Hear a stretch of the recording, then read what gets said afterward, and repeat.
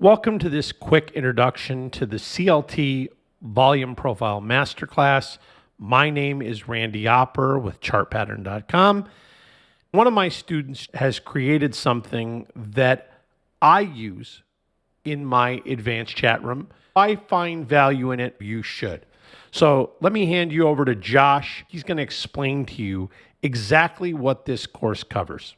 Welcome to the Volume Profile Masterclass. Whether you are a support and resistance trader, a breakout trader, whether you're trading stocks, whether you're trading indexes, even something like cryptocurrency, essentially anything that has volume, this information can be integrated to what you are already doing to find major levels in the market. The market in general is very narrative driven. When something is happening, people want to know why that thing is happening. Often by the time you figure out why something is happening, it is already too late. The bounce could already be well underway. The bounce could already be to a point where it could stall out. Same thing on the downside. One of the major benefits of volume profile is you cannot hide that information on a chart. When it comes to bigger money, when it comes to larger funds, larger investors, whatever the case may be, they can't necessarily build a position over the course of a single day. It could take many days. It could take many weeks depending on the liquidity of the stock that they're buying. And that kind of information leaves an imprint on the chart that can be incredibly important going forward. For instance, when we look at this Tesla chart, that imprint is being left where these pink lines are on your chart. And as we start moving away from this area directionally, now it's starting to attract even more buyers, and we end up getting one of these very large moves out. Now, when we even think about these old levels, remember this pink zone right here? This is actually where Tesla bottomed last year. It did not stop at the 140. I wish this was a magic bullet. I wish we all had a crystal ball, but are those bigger time frame participants going to defend this zone? They didn't. That is a bit of a clue. They did defend down near this 100, and this had a bounce all the way up to $300 this year. Microsoft, support and resistance traders. This was a very large breakdown here during COVID. Think again about the narrative. The world was about to end. A large majority of these bigger stocks in the market itself hit some of these big zones. By the time we started lifting, that narrative started to change.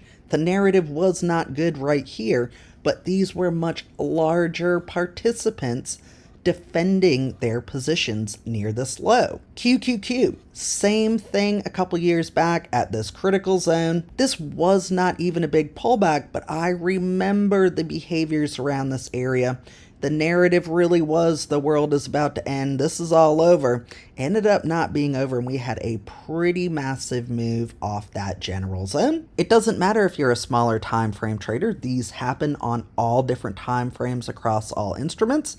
If you are a much larger time frame trader and you're looking for areas where very big changes can happen in the market, this can help you identify. It'll give you a very clear view of where bigger money potentially can defend these positions. Even on something like a Bitcoin chart, Bitcoin still has volume, and this is giving you a lot of very clear clues after we did this much larger time frame double top.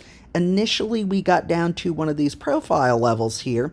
We had very good reactions. We started to get stuck at an area with very large participants in the market.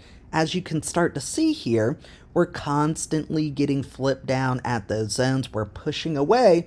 We're not able to recapture any of those levels, and this is giving you a clear sign of the bearishness in this market. Now what we have been seeing is a little bit of a shift. Tightened up quite a bit down here. We started getting very directional away. We built another level. We came back in. We have back tested it, and now we are into a zone that definitely could be make or break for Bitcoin. Can over time we get some transitions above this key zone? Or are those larger time frame sellers going to push us back down into the prior areas that they have been holding? Being able to identify where some of these larger participants are in the market is a massive edge in trading. This course is built to help you identify these critical locations.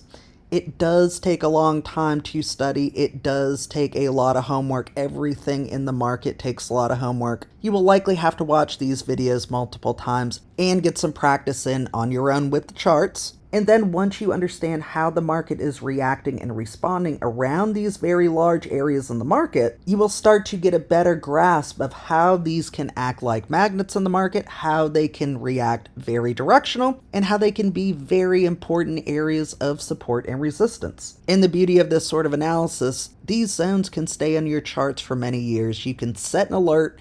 It might take 2, might take 3, might take 4 years to come back to those zones. But you will know if you're starting to get a lot of defense at one of those levels that those larger participants still care.